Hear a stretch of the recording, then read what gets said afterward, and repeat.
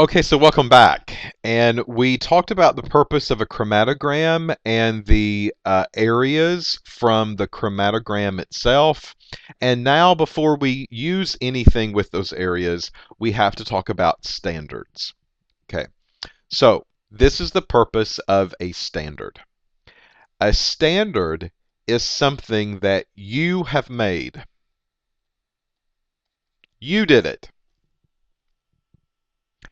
And because you made it, you know the concentration of that particular sample.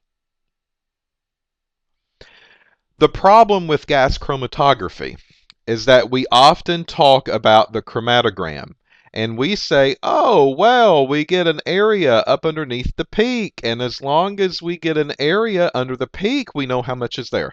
Well, what I'm not telling you for the other half of the story is that with a chromatogram, the area is important. However, the machine is not smart. The machine doesn't know what you need it to do. The machine can only provide you an area number. That's it. It can't do anything else. It can say, I picked up something, and it can say, this is how much I found.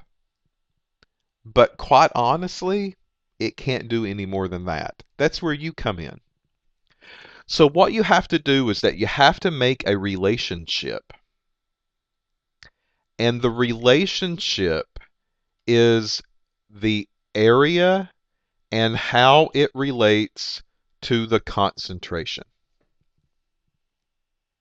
And that requires standards. So what happens is that in a laboratory, you'll make a series of different standards. Let's just say we have to make 5. And we go through and we make a standard. We know what's there. We know what's in it. We know how much. And let's say in my first standard, I make that one an 800 part per million solution. And then in the next one, I'll do 600 ppm solution. And then I've made a 400. And then I've made a 200. And then I've made 100. Now, these are very high. You probably won't be making hundreds of part per million. But again, it's just an example. So what I do is that I make an 800 part per million concentration. You know, this can be in molarity for you molarity people. This can be in percentage if that's what you like. This can be part per billion if that's what you like. Doesn't really matter the concentration unit. Who cares? It all works the same. But this allows me to make a sample. I know how much is there, and I run it. And when I run it, I get an area for it. So let's say that when I do this area, I get 101,298. Okay, so I'll write that area down because I probably need to use it, because what has happened here is now I've said, hey machine, whenever you get an 800 part per million sample, that 800 part per million sample should run about 101,000, give or take a little bit. And the machine says, oh, okay, I get it now. But you can't just do one. You got to do a whole series. So you'll make maybe a 600 part per million and run that one, and a 400 part per million and run it, and a 200 part per million and run that one, and a 100 part per million and you run that one. Okay, so let's take a look at maybe some areas that we would get from these things. So with the magic, pop, there's your areas for the other standards that you've ran. So the area for my 800 ppm is 101,298. The area for my 600 ppm is 75,900. My 400 part per million is 50,149. My 200 part per million is 25,934. And my 100 part per million is 12,750. All right, so these are the areas from the chromatogram of my standards. And now what I can do is I can assign an area to the concentration. If my sample is 600 ppm, this would be the area for it. If my sample was 200 ppm, this would be my area for it. The problem here, though, is that you always want to ensure something. And you want to make sure that your standards that you have made and that you've ran fit within the sample window. Now, what do I mean by this? Well, that means if my standards go from 100 to 800 ppm, my sample area better fit in that range. My sample better be a concentration of 100 to 800. If it's not, then that standard set probably isn't very good. So for instance, if my sample has, let's say on average, 475 ppm, then this would be a really good window. This is a set of standards that would be suitable because 475, if that's the answer that I get, is right in that window, almost smack dab in the middle. And that's something that you want to look for.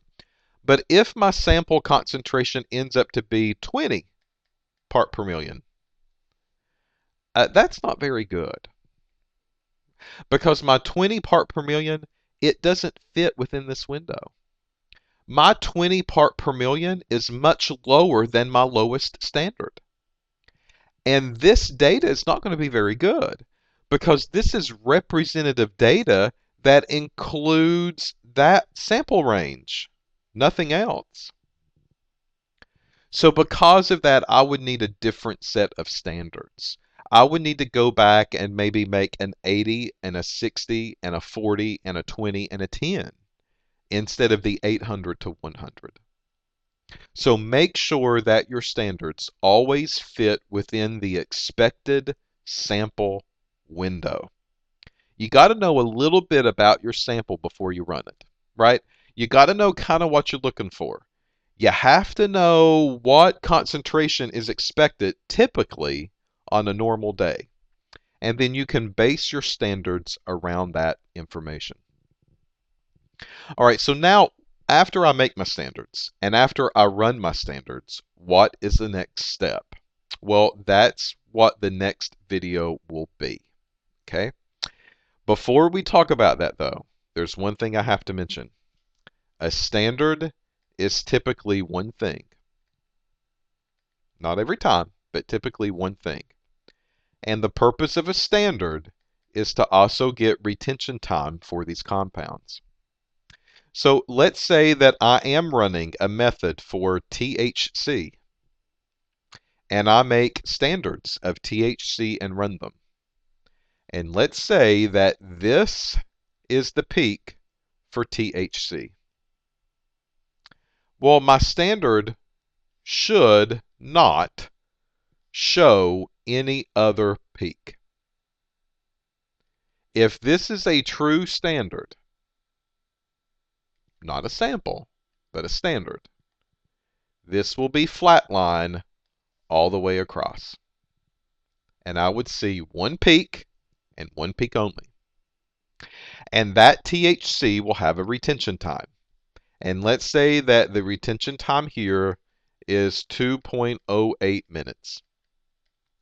That means if my sample shows a peak at the same retention time, my sample probably has THC as well.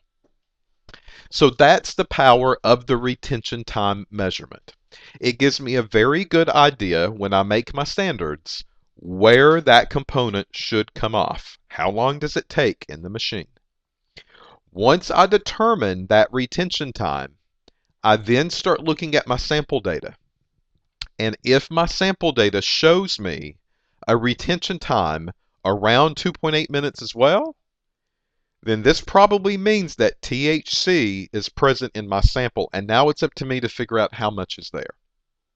So again, you got to know a little bit about what you're looking for. You have to know a little bit about what you're wanting to process.